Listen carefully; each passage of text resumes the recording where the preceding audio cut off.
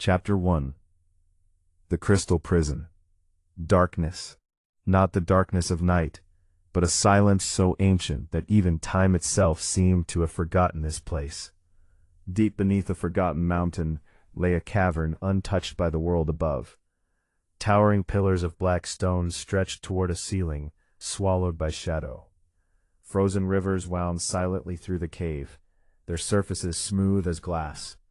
The air was bitterly cold, carrying the scent of ancient stone, frost, and lingering magic. No wind blew, no creature stirred, nothing lived here. Only silence. At the heart of the cavern stood a colossal crystal. It rose nearly 3 meters into the air, flawless and translucent, glowing with a faint blue radiance that pulsed slowly, like the heartbeat of something trapped between sleep and death. Ancient runes covered its surface. Their glow had long since faded, leaving only faint traces of unimaginable power. Inside the crystal rested a boy. He looked no older than 16. His raven-black hair floated weightlessly around his face. His features were calm, almost peaceful, as though he were merely sleeping. Yet his body told another story. He wore the shattered remains of magnificent black armor. The breastplate was cracked. One shoulder guard had been completely destroyed. The gauntlets were split open, exposing scars beneath. Countless cuts marked the once proud armor, each one whispering of a desperate battle long past.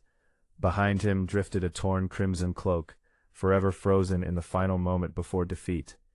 His right hand still gripped the broken hilt of a sword. The blade itself had snapped nearly in half. He had never let it go. Several steps away stood another figure, completely motionless. He was enormous. Broad shoulders rested beneath armor darker than midnight itself, every plate scarred by battles too numerous to count.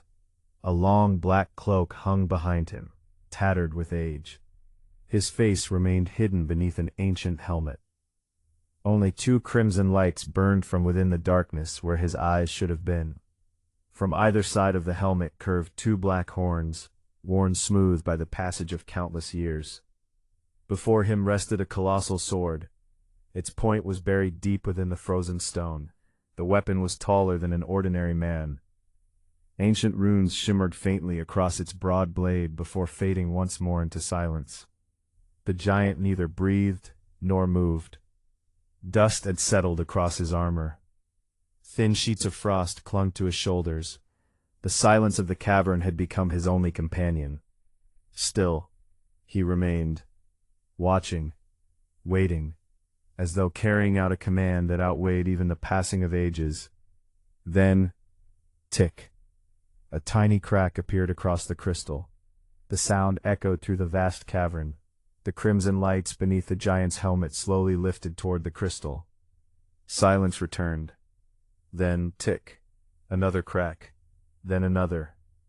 The fractures spread across the crystal like strands of lightning. The pale blue glow flickered. The ancient runes awakened. Each burned brighter than the last, until the entire crystal shimmered with overwhelming brilliance. The mountain trembled. The frozen rivers cracked.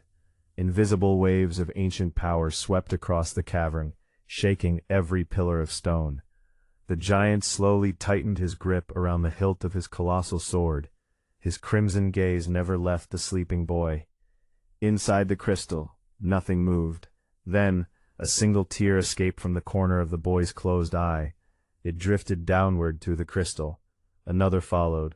His peaceful expression slowly twisted into one of unbearable sorrow, as though somewhere within endless sleep, he was reliving the final moments of a nightmare that refused to end.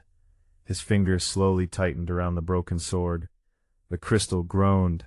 A deep vibration spread through the mountain, not from the stone, not from the earth, but from somewhere far older. The heartbeat within the crystal grew stronger, faster, louder. The blue light expanded until every corner of the cavern was illuminated. Then, everything stopped. For one impossible heartbeat, the world itself seemed to hold its breath. Boom! The crystal erupted, not with 1 light, but with 3. A brilliant white radiance burst upward, filling the cavern with blinding purity. At the same instant, A crimson light exploded outward, with overwhelming fury, staining the frozen walls as though endless battlefields had awakened. Then came the third, a darkness deeper than night itself. It was black, yet it shone. Not like shadow, not like smoke. It was a black radiance that seemed to swallow every trace of light surrounding it, while existing beside the white and crimson without consuming either. The three lights spiraled together, white, crimson, black, three impossible forces moving in perfect harmony. The frozen rivers exploded into countless shards, stone pillars cracked, the mountain groaned beneath an unbearable pressure. The giant remained exactly where he stood, unmoving, watching. Then, a roar. It erupted from the heart of the storm. It was unlike anything the world should have ever heard. Neither beast, nor thunder, nor the fury of the heavens. It was ancient beyond measure, majestic beyond words, terrifying beyond reason. The roar shook the mountain to its very foundation. The cavern trembled violently. Massive boulders crashed from the ceiling. The frozen earth split apart. The sound carried endless rage, bottomless sorrow, and an authority so overwhelming that even the air seemed to bow before it. Then, silence. With one final deafening crack, the crystal shattered.